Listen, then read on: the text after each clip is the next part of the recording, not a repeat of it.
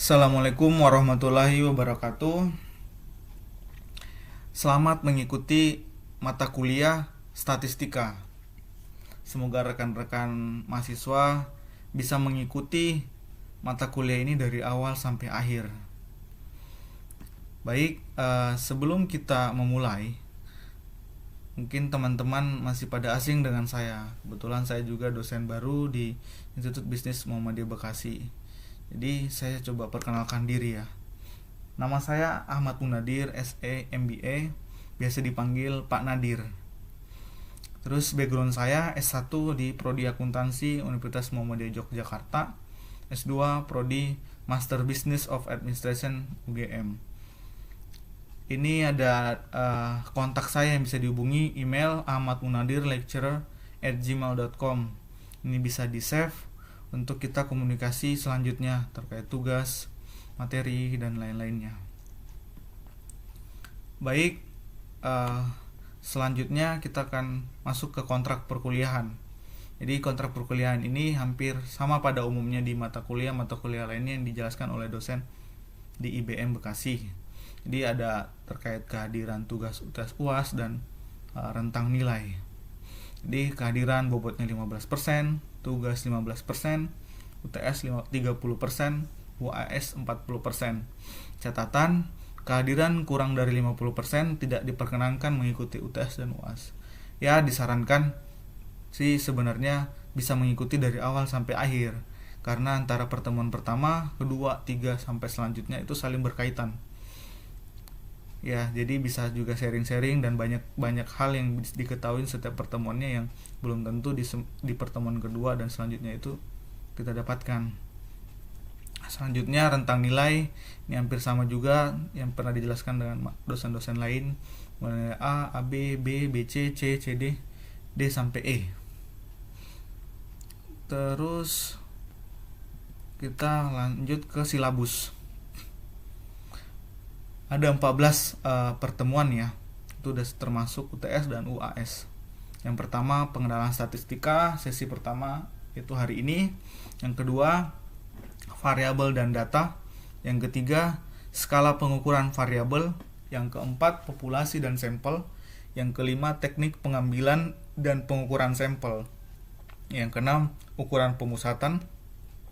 Yang ketujuh ini presentasi kelompok ya, yang topiknya tentang bedah sebagian bab penelitian. Jadi bab-bab yang kita udah bahas di atas di pertemuan-pertemuan sebelumnya, seperti hari ini variabel data, pengukuran variabel, populasi sampel, teknik pengambilan sampel, hingga ukuran pemusatan. Kita coba cari penelitian yang sudah dipublikasikan, yang kita coba bedah sesuai dari bab yang kita pelajari. Yang ke-8 UTS, yang 9 ukuran variasi, yang 10 peluang, yang 11 distribusi peluang, 12 pendugaan parameter, yang ke-13 ANOVA, analisis regresi dan korelasi, yang ke-12 uji hipotesis, yang ke-13 bedah penelitian lagi yang sama seperti sebelum mid semester, cuman ini lebih lengkap ya, karena kita udah mempelajari dari variabel dan data hingga uji hipotesis. Jadi kita coba bedah nih,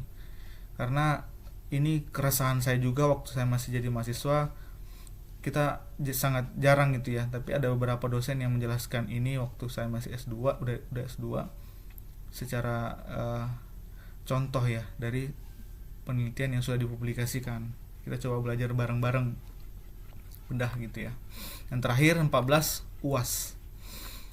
Selanjutnya buku acuan atau buku referensi yang saya gunakan itu ada 4. Yang pertama Prof. Sugiarto, cetakan buku tahun 2015 dengan judul Metode Statistika Bisnis, penerbit Matana Publishing.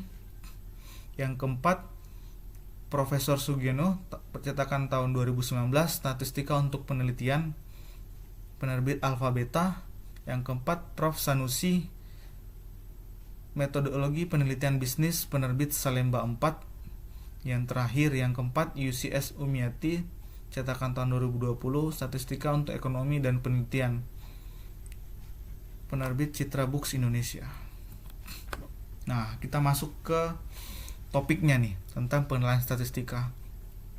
saya ngebagi topik ini yang saya coba ulik gitu ya. Apa itu statistika, dibagi 3 ya. Apa itu statistika? Mengapa sih statistika dibutuhkan? Yang ketiga, apa saja klasifikasi statistika? 3 hal ini akan terjawab di pertemuan hari ini gitu ya. Kita coba bahas tentang apa itu statistika. Nah, statistika ini punya banyak sekali ya, banyak banget penulis yang ngebahas tentang statistika. Mungkin teman-teman sebelumnya juga sebelum belajar nih, sebelum mulai pertemuan hari ini udah membeli salah satu buku statistika untuk belajar gitu ya. Nah, tapi dari sekian banyak itu saya coba memilih dua yang kita bisa bareng-bareng belajar dari tentang statistika ini, yaitu Prof. Sugiarto yang menyebutkan bahwa statistika itu metode-metode ilmiah yang digunakan untuk mengumpulkan, mengolah, menganalisis, menyajikan, hingga membuat kesimpulan.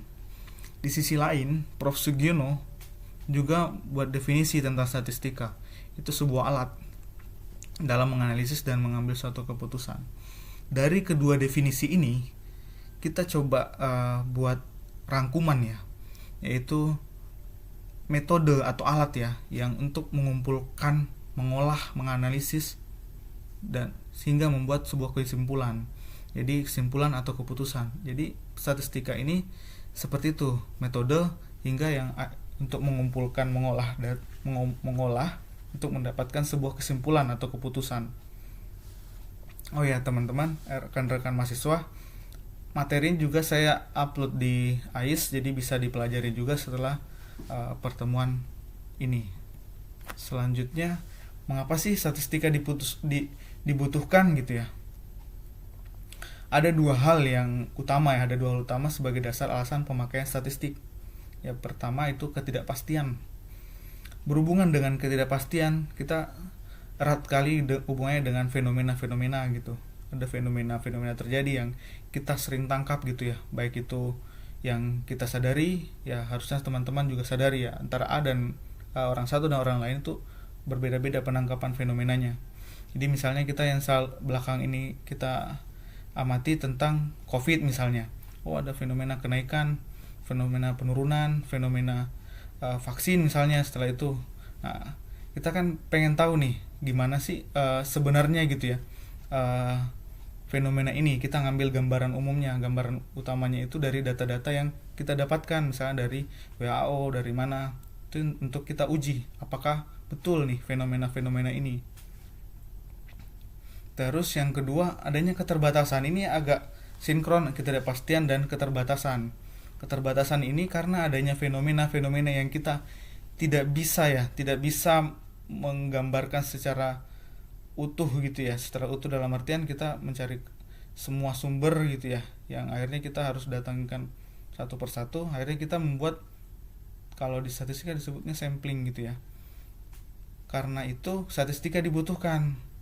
Nah, setelah itu secara teknis juga karena keterbatasan misalnya waktu, tenaga dan lain-lain, kita tahu nih misalnya